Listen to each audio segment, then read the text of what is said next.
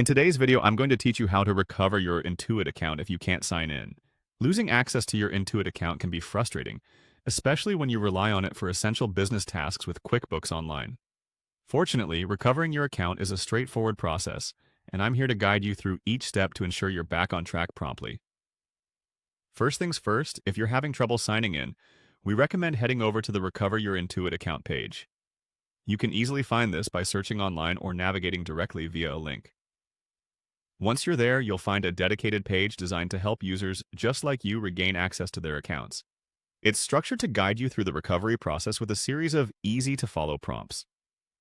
When you reach the recovery page, the first step is to enter your registered email address or username.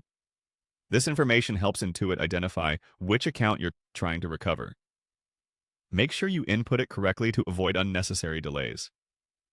If you've forgotten which email or username you used, try checking any old emails or invoices from Intuit, as they typically display the information you need. Assuming you remember your login ID, the next step is verification. Intuit takes your security seriously, so expect to receive an email or text message with a verification code.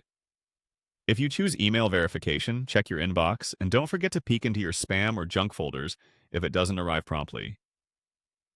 Alternatively, selecting text message verification means a code will be sent directly to your registered phone number. Once you receive this code, enter it into the provided box on the recovery page. After you've successfully verified your identity, you'll be prompted to set a new password. Choose one that's robust yet memorable, ideally a combination of uppercase and lowercase letters, numbers, and special symbols. This strengthens your security and reduces the likelihood of future disruptions. Once updated, make sure to jot it down securely or use a password manager to keep track of it.